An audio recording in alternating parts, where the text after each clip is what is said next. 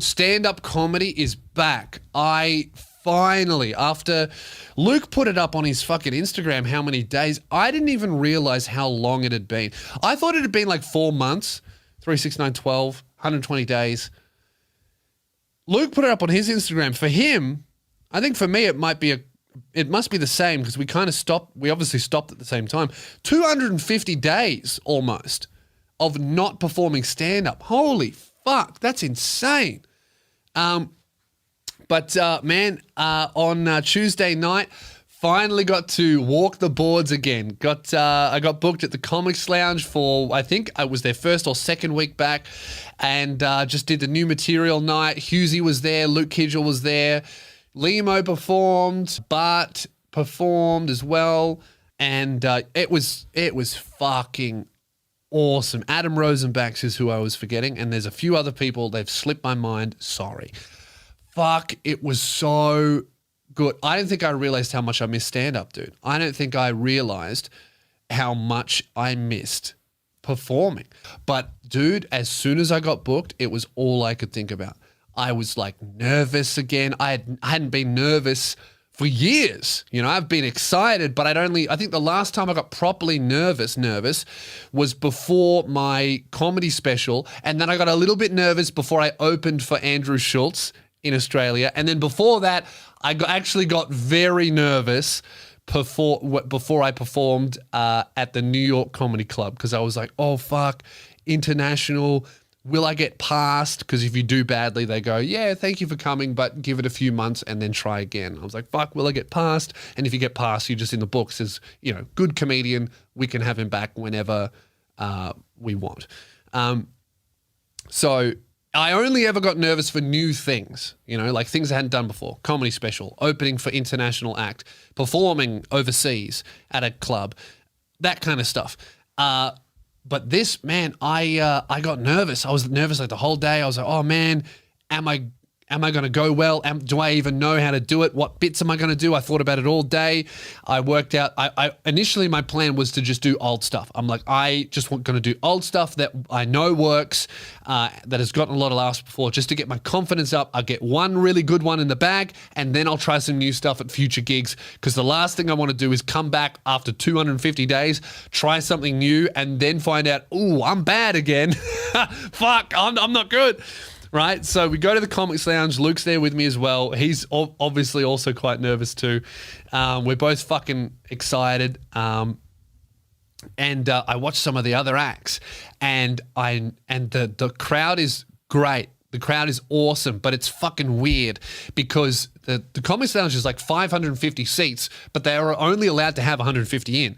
So it's like, it feels empty. Even though there's 150, they're like spaced out. The tables are isolated from each other, which is the worst thing for comedy. Like if I ever half sold out a venue, you guys will notice, I mean, not many people have noticed because I don't half sell out many venues, but when I have in regional towns, often, you know, you can sell 100, but they give you a 300 because it's cheap, right? So I'm like, all right.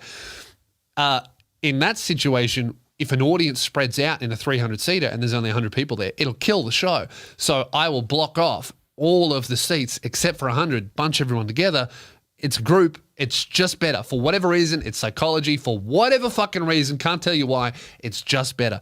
At the lounge, they're all spread apart. But the audience, I noticed, was trying just as hard as the comedians were.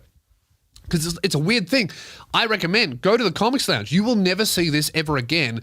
The best comedians in the country, unsure, unsteady, a little bit wobbly. Not bad, really good still. Like Husey performed, he killed.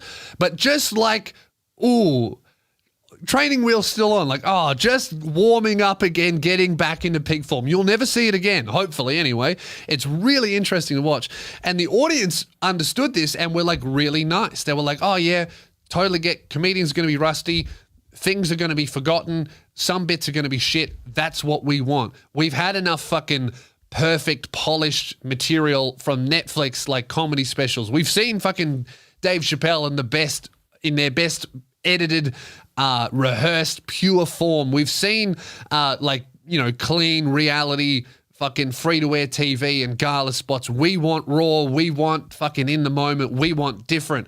And it was awesome. So I noticed that with the comedians, the audience did not want material from the before times. Material that comics knew worked, that was just from their memory. I know this fucking works. I know this kills. I'm going to do it again. It wasn't going as well as the stuff that was objectively, from a written perspective, less good, but from a experience it in the moment, much better because it was more real, right? The audience wanted raw, okay, half-baked ideas. So I get there and I scrap my whole set. I see one comedian go up and do just obviously pre-written material. Didn't bomb, but the audience was like, yeah, well, we want to hear about what you think about now, not fucking when you got on a plane 18 months ago or whatever. So I scrapped my whole set and then I just start writing all of the new ideas that I had. I did some tried and true stuff about me being tall because I just have to do that because I get up on stage and people go, what the fuck? And I have to address it. So I did that. And then I just did all new, pretty much. All new shit. And I did so much better than I thought I was going to do. I thought I was going to get off and be like, fuck, that was weird, but at least I'm back at it and I know what I did wrong.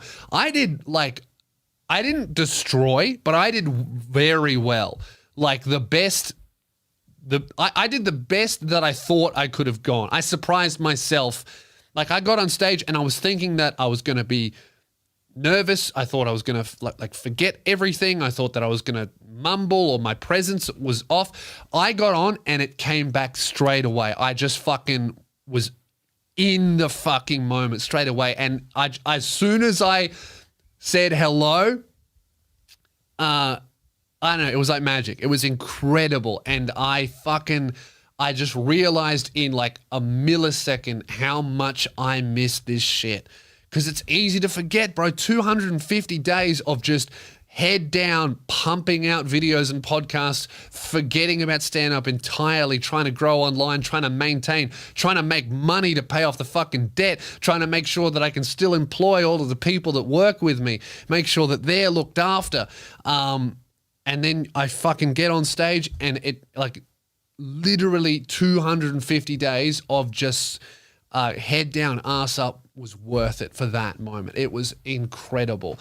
I wasn't perfect. I watched it back for the first minute. I was way too fast. I was like, I didn't give them time to laugh, but then I kind of checked myself and slowed down a little bit and started throwing out punches and then sitting and waiting for the audience to laugh and then moving on. The only time I forgot, I did forget some bits and pieces. All of the little tweaks, like, use this word instead of that word and it works better, or pause here, or make this face, or do this gesture. All that like fancy garnish on top of the done bit stuff is gone. I'm going to have to get all of that shit back, all the little touches that you can, all the finishing touches you put on top of a good bit, all gone.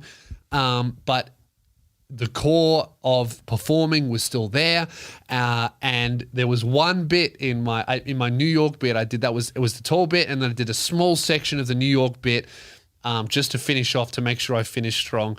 I forgot a massive chunk of it, and the end of the joke kind of didn't make sense, but I kind of brought it back with some crowd work and made it funny. So overall, man, it was fucking amazing, and I am so stoked to be back. I cannot wait to get on the road again.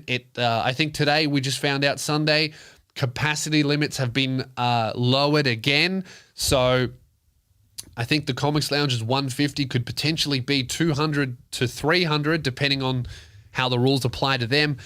So man, I just cannot wait to do a fucking packed Lewis Spears show, and that shit's coming. I'm already booking it. Don't ask me about interstate. I don't know. Melbourne is definitely coming. Regional Victoria, definitely. Dates will be announced next year, but I am fucking stoked, and I hope you guys are too. Interstate, we'll see, because it financially doesn't make sense, especially after having to cancel a whole tour, to book a show interstate where I can only sell half the tickets, because a lot of the time with the more expensive venues, selling half your tickets, that's when you just start to begin making money. You need to get to 50 to pay off your costs. then the extra half, that's your profit. So for me to go all the way there to maybe make money, we'll see. I'd rather do like smash Melbourne because the costs are down, and then fucking get my gear up, get my fucking wheel spinning again, get back into fighting shape, and then take it on the road to those interstate shows when we're allowed to do bigger ones. But it looks like the interstate ones are actually, further ahead than us in terms of restrictions. So that's good. Hopefully next year is going to be awesome.